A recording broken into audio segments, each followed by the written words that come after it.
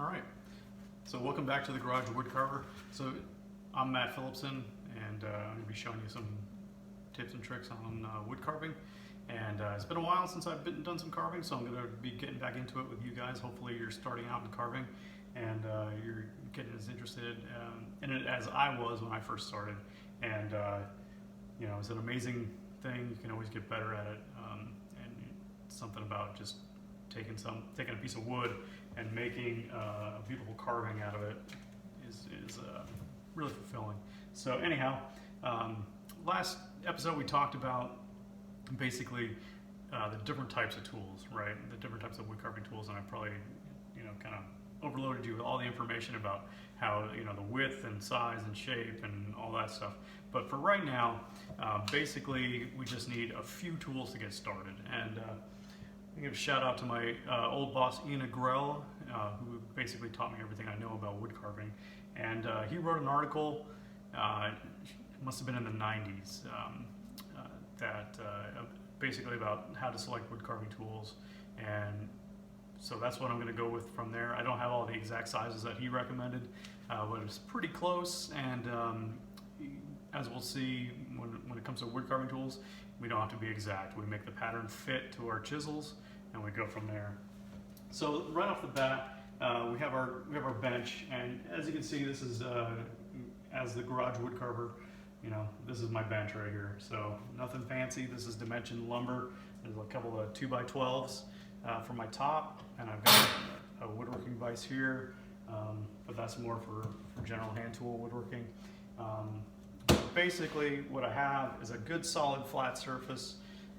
This bench, just like I said, made out of dimension lumber, some 4x4s and 2x12s for the top, and then I made a kind of a box on the bottom, which has about a couple of 100 pounds of sand in it. And the reason for that is that I don't want this bench to move when I'm actually carving, because we put a lot of our body weight into it, and it's just, we want all that force transferred to our carving and not to be moving our bench around. So that's one thing. We have our piece of wood. Again, this is just a piece of pine, just for demonstration purposes. So this is going to be our nominal work, and then a couple of clamps. And again, you can get these at any hardware store. And these are C-clamps. I like these adjustable style clamps because they tend to, once you actually put them on a piece, they tend not to move. You can tighten them down pretty good, and they tend not to move at all. Again, you're going to probably have to move them around and maybe put some pads on them as you're actually carving, but for our purposes today. So it's really important that you actually have something solid to hold your work to, and then some clamps to hold it down, so that all that force is going to be directed into the carving and not be moving around the carving on the table. So going from there, what do you need for wood carving tools, right? I showed you all the ones last episode. You can find that link up here. But to get you started, basically you need about 3 tools, right? And I'll make it 4 with a mallet, okay? So a mallet is very important for a lot of the work you're doing. I know you see a lot of people when they're carving, they're doing a lot of stuff by hand, and we do that. However, the mallet is a very essential tool in wood carving for removing a lot of wood quickly and having a lot of control. So it's kind of counterintuitive that you have this heavy mallet, that you're able to control the chisel, but you can control the amount of force that you're actually directing into the chisel with this mallet. And again, this is something that you can make yourself. I made this one myself. You can see it's kind of laminated up at 3 or 4 pieces of wood, and this is just kind of any hard dense wood is going to work. And there's a maple, it's got a maple handle on it, and again, there's a lot of different shapes for that. This is not the ideal shape, but it's a good weight. It's probably a little over a pound, and it's a good weight, and it's a pretty good shape. So anyhow, it's got a flat top, so I can put it down on my bench and then just pick it up. And like I said, it's a round mallet, so that I can pick it up, and however I pick it up is ready to go and use. So I don't have to worry about orientate orienting a face of a hammer, say. So if I was actually using a hammer, just for demonstration purposes, you know, if I put this down, pick this up, I kind of have to look at it to figure out where that's actually going to hit. So I don't want to be using something like this. So that's traditionally why carvers use a round wooden mallet, something you can make. And you can make various sizes and weights for them. So this is another one I made. Again, this is a heavier one. This is more for roughing out. And you can see that the handle's a little loose in here. So I probably need to pound that wedge in a little better. But anyhow, this is a heavier one. This is a somewhat lighter one, more for general use. Right. So the 3 wood carving tools that you start off with. So the first one we're going to use is a V-tool, right? So you can look at the section on that, and you can see that's a V-tool, and that's about a 60-degree angle in there. And that's kind of the standard V-tool that you're going to get. This one is about a 5/16. So if you're buying these, a lot of times you buy them in millimeters, and this is about an 8 or an 8 millimeter V-tool. Okay, so an 8 millimeter V-tool. And again, this is an old tool. I'm going to have another video where I'm going to talk about buying tools and how to avoid some of the common mistakes about buying tools and where to get some good ones. And then also how to take an old tool and tune it up. A lot of times you buy old tools and they're going to be a lot better than the stuff you buy now. So we'll talk about that later. But right now, the V-tool. So what is the V-tool used for? Pretty much it's used anytime you want to delineate 2 areas in a carving, right? So if you want to, if you have a carving, and we'll just draw a simple leaf on here, nothing crazy.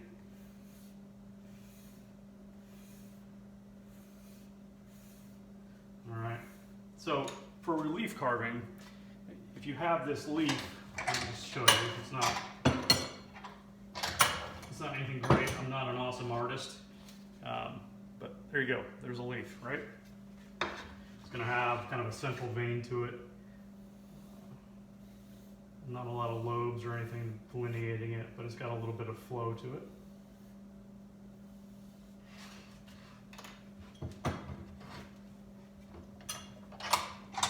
And again, we want this clamped down to our bench pretty tight.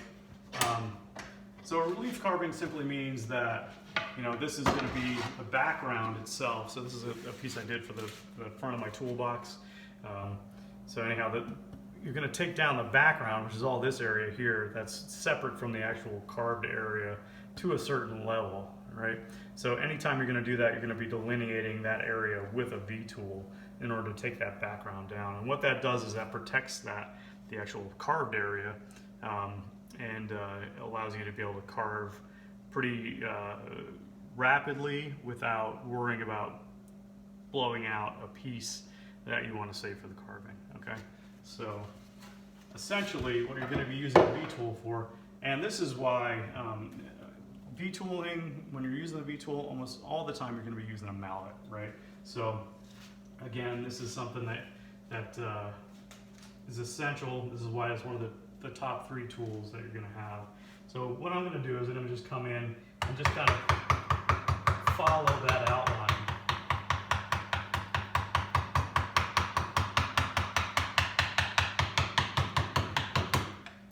So you can see. And again, what side and the direction of the carving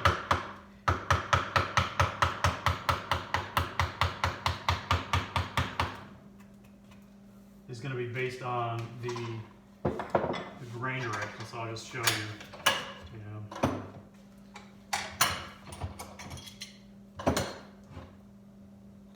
Anyhow, you can see I've blown out a little bit on the top of the leaf right here because I went against the grain on this. But essentially, if our grain is running this way, up and down like that, on this one, I pretty much came this whole way around like this, right? Because I'm going where the grain is supported is a better way to say it instead of against the grain.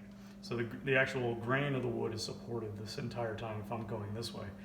But if I'm going this way, you can see the grain is supported until I get to this point right about here, and then probably wanted to come back this way, but I was going to cheat it. So it blew out a little bit on the corner, and that's the problem. So anyhow, you can see what I'm doing is I'm outlining the actual piece that's going to be carved, and then I'm going to come in with one of the other 3 chisels and actually take down the ground. So let me finish outlining it and I'll show you what I mean.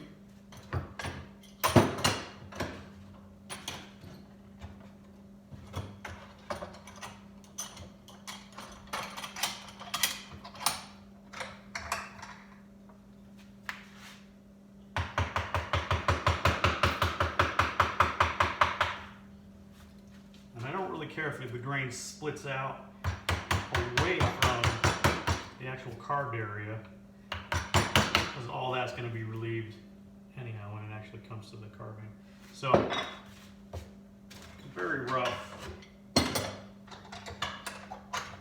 I've essentially outlined this piece with the V-tool, okay?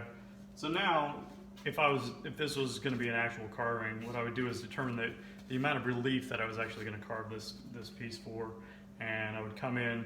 So if I was going to do, say, a 1/4 inch relief, I would kind of come in, figure out where a 1/4 inch is, and I can use the pencil as kind of a marking gauge, right? So I'm gonna align the pencil onto that 1/4 inch mark with my finger here as kind of the depth stop, right? And that's going to be sufficient for what we want to do here, right? This is not like precision woodworking. It's really more about, does it look like everything is level? So again, that's kind of outlined. You can see I've made a mark around the outside of the board, and that's my depth.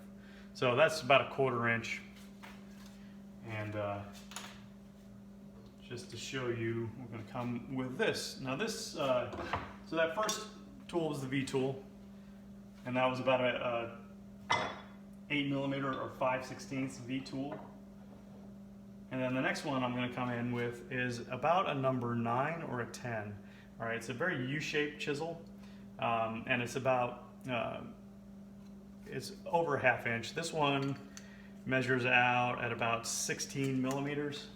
Okay.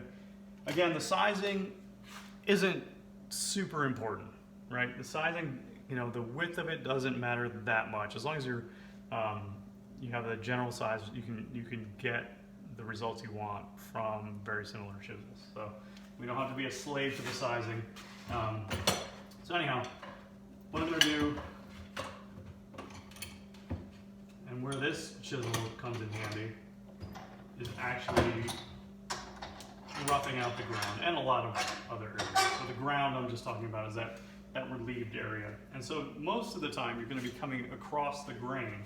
So again, our grain is running this direction, so we're going to be coming across that grain with this chisel. And it helps to have a U-shaped chisel like this, like a number 9 or a number 11, so that the edges of the chisel, see, if I came in here with this chisel, which is like a number 5, if I came in on the side of that and I tried to take out a lot of wood, what's going to happen is that the edges of the chisel are going to bind up inside that, or they're actually going to be underneath the actual cut. So just to demonstrate that,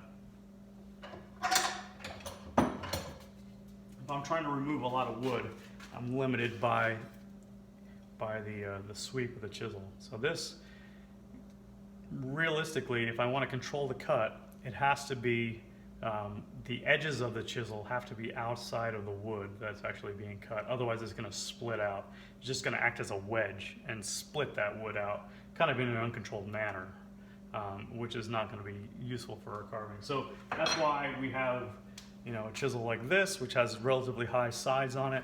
We're going to come in here with that. We're going to be able to take a pretty big bite out of that edge, almost down to our line, right?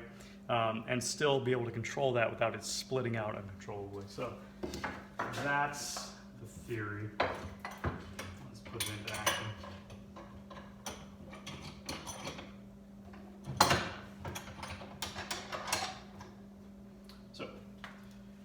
kind of different grips you can have with the chisel.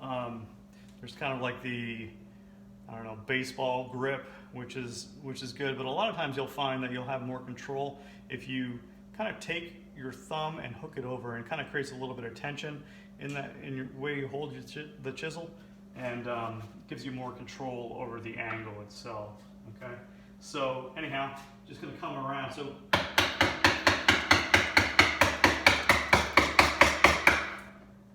I'm just coming across the grain.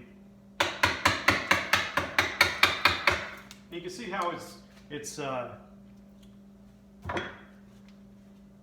taking out the wood in a very controlled manner. It's still removing quite a bit of wood in one go. And we're coming right up into our V-tool line. So I would do this all around the wood, coming in across the grain. And again, you're gonna have to move your clamps around depending on how it's going. So just flip this to this side.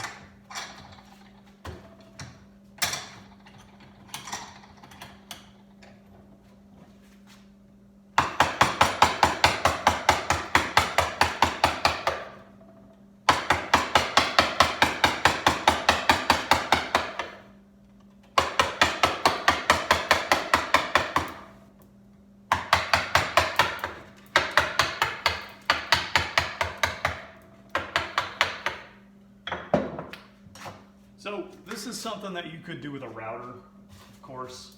I don't know, there's something kind of satisfying about just like wasting out that amount of wood by hand and then finishing it by hand. You know, I'm kind of forced into doing a lot of stuff with. I'm kind of, sorry, there's a freaking fly flying around my shop here, garage shop, right? So I'm kind of forced into doing a lot of stuff by hand because. You know, I moved around a lot and I'm working out of my garage, right? So everything I do is pretty much with hand tools except for some very basic things. So I don't have any big stationary power tools. I don't have a router, so I have a router plane, but I don't have a router. But anyhow, it's good. It's a good exercise to learn how to actually waste out a bunch of wood. Gives you practice using the mallet and chisel.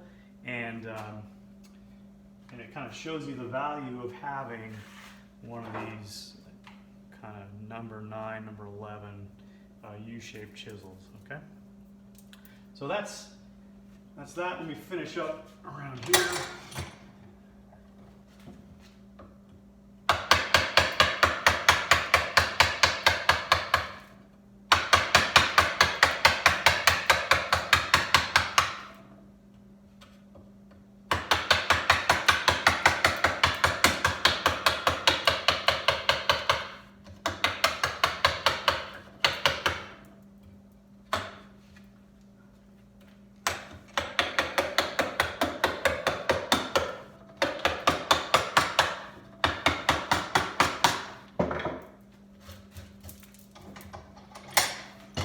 So my old boss, Ian, used to say, you know, when you're first starting at carving, all your chips should be big, right? They should be, it's gonna make your carving flow better. So you're gonna try and use the biggest chisel that you can. That's why these initial chisels that we're starting off with, that you wanna get, you know, are fairly large chisels. I mean, this is almost over a half inch number 9, and then this is a number 5 that's gonna be, you know, probably close to 3/4 of an inch, right? So we're at some pretty large chisels. You're still going to be able to use these for fine, detailed work, but these are good chisels to start with.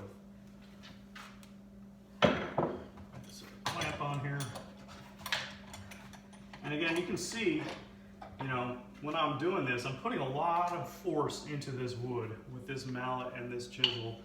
And these 2 clamps are going to keep the wood. If I only had 1 clamp on here, if I ever changed the direction of my strikes, you can see it would be moving this around. basically what I want to do is just keep this with 2 points of contact with these 2 clamps. They're not moving at all, it's solid. My bench is pretty heavy and it's not moving. The other thing you might notice about my bench is the height of it actually. It's not, it's kind of hard to tell on camera, but it's pretty much at my elbow height right here. So that means that all my work, and when we're wood carving, it's kind of a powerful sort of profession. You know, you're doing everything from your body in this area, and having the bench at this height allows you to be able to do stuff without having to bend over. Now, like a cabinet maker's bench is going to be lower because you think, you know, if I'm planing something, I'm going to be doing it kind of at my waist height in this area as opposed to up here. But carving, you know, a lot of the stuff is going to be happening from here and here, and that's why the higher bench height is going to be helpful for you. So that's just something to keep in mind if you're making your own bench. I can talk more about that, but let me finish up this.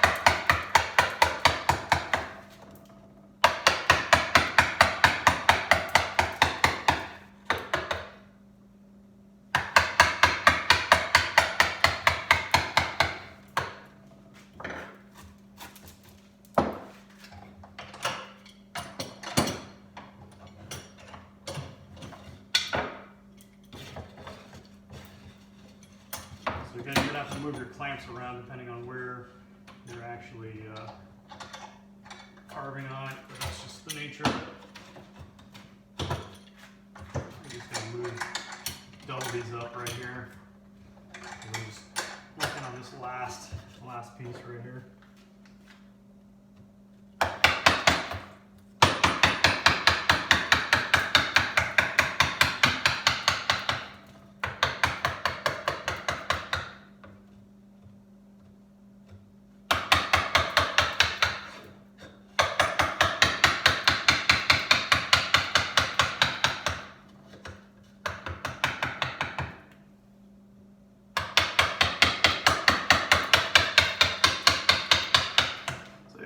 Using the mallet and chisel is that, you know, despite the fact that I can waste away a lot of wood pretty quickly here, the other thing that I can do is really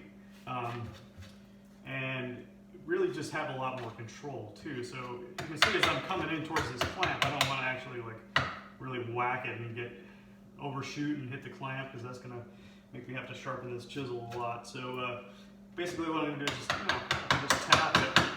So the amount of force you transfer to the chisel itself can vary. You know, a little tap, you know, or more